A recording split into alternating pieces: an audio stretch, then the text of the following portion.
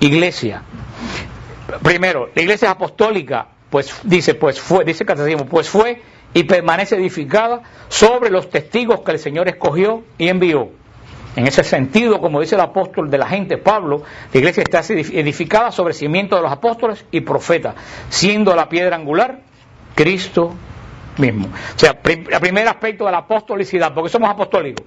Porque nuestra iglesia está enraizada ¿en quién?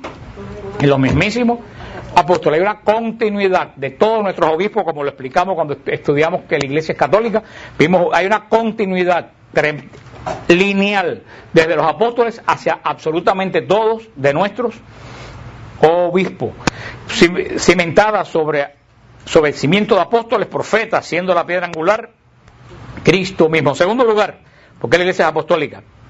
Porque la iglesia guarda y transmite con la asistencia del Espíritu Santo las enseñanzas de los apóstoles. Por eso es apostólica. Primero, porque estamos constituidos sobre los mismos apóstoles. Segundo, porque transmitimos la doctrina de los apóstoles. Dice, por eso Cristo Señor mandó a los apóstoles que el Evangelio lo predicaran a todos los hombres como fuente de toda verdad salvadora y de ordenación de las costumbres. Esto lo realizaron fielmente tanto los apóstoles, que en la predicación oral transmitieron con ejemplos e instituciones lo que habían recibido por la palabra.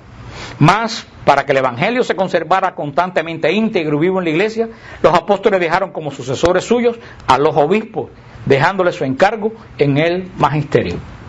O sea, en primer lugar, porque estamos exactamente construidos sobre los mismísimos apóstoles. Segundo, porque conservamos la enseñanza íntegra de los apóstoles. Y eso, hermano, hoy en la época de la informática, del internet, es fácilmente comprobable.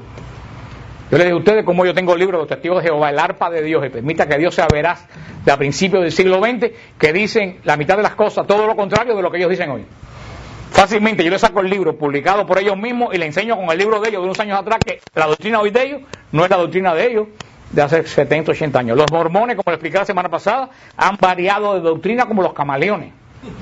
Continuamente varían de doctrina. Nosotros podemos, a través de los concilios, podemos probar que la fe que predicamos hoy del concilio de Nicea es la misma que ha conservado la iglesia por los últimos 2000 años. No ha habido cambio absoluto en nuestra fe, no ha habido ni un solo cambio.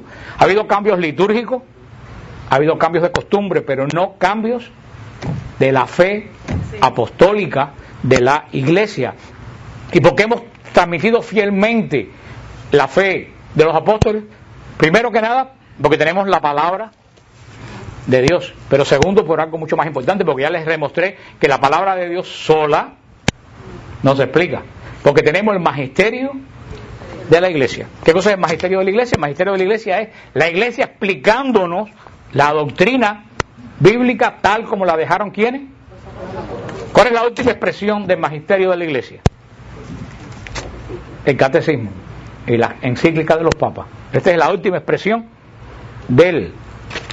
Y yo quiero que ustedes vean cómo está mi catecismo de la iglesia. ¿Tú sabes por qué mi catecismo de la iglesia está así? Y este ya es el segundo que me llevo. ¿Por qué lo uso? Muchos de ustedes no tienen catecismo, por eso andan perdidos como el hijo de Limber, que más nunca apareció. La iglesia tenemos todo masticado y escrito. El 90% de las preguntas que me hacen a mí en EWTN todos los días está respondida en el catecismo de la iglesia. Lo que sencillamente no nos da la gana de estudiar nuestra fe. Y después viene cualquier zángano, nos dice que la iglesia de él tiene la verdad y para allá no.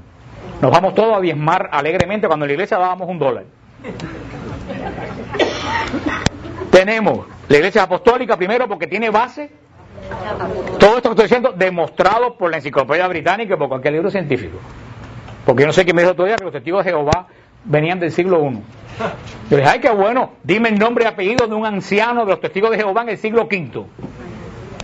Yo te puedo decir más de 100 obispos en el siglo V, con nombres, apellidos y fecha. Y probado en la enciclopedia británica. No me supo decir ni siquiera uno de hace 20 años. La iglesia es apostólica porque se ha transmitido la doctrina de los... ¿Cuál es la doctrina de los apóstoles? Aquellos que recibieron Los apóstoles de Cristo. Mira si es interesante. Yo le decía el otro día a un protestante que me escribía EWTN, que me decía que si María es tan importante, ¿por qué María no estaba más explicada en la Biblia? Tiene cierta lógica lo que dice, aunque estamos estudiando en Santa Cecilia en el cenáculo los últimos jueves, María en las Escrituras. Y ya vimos el otro día que María está ampliamente reflejada en la Escritura. Me dijo el Señor, wow, en esta noche yo no sabía que María estaba tan reflejada en las Escrituras. Digo, no, nada más que estamos en Génesis. Todavía hemos llegado a la parte más interesante. Pero yo decía a esta persona, ok, tú dices que María no es importante porque no está ¿dónde? Tan ampliamente ¿dónde? La Biblia. Digo, entonces el Evangelio no es importante. Y me dice, ¿por qué? Digo, dime un pasaje donde Cristo manda a escribir un libro. ¿Existe? No. María no está en las Escrituras, según su pensamiento, María no es importante. Cristo no mandó a escribir la Biblia, el Nuevo Testamento, entonces la Biblia no es importante. Ah, si la Biblia es importante, también María es. Ahí es donde la gente no entiende. Cristo jamás dio instrucciones de escribir absolutamente nada. Cristo solamente predicó y dijo, lleven esta buena nueva. La Biblia, el Nuevo Testamento no es orden de Cristo. El Nuevo Testamento es producto de la iglesia. Es lo que la gente no acaba de entender. No la palabra que está escrita, la palabra que está escrita es la palabra de Cristo. Estoy hablando de ¿qué? Del libro. Cristo no mandó a escribir nada, nosotros no somos pueblo del libro, somos pueblo de ¿qué? De la palabra. No mandó a escribir nada. Cristo mandó, la iglesia se dio cuenta que para mantener las enseñanzas de Cristo había que ponerlas por escrito, pero fue un intento ¿de quién? De la iglesia. Es más, que dice Juan, si se escribiera todo lo que Cristo dijo, no alcanzara todos los libros del mundo. El último versículo del Evangelio de San Juan. O sea que todo lo que Cristo dijo no está escrito aquí. Después la iglesia en el siglo IV, en el 397, se reúne.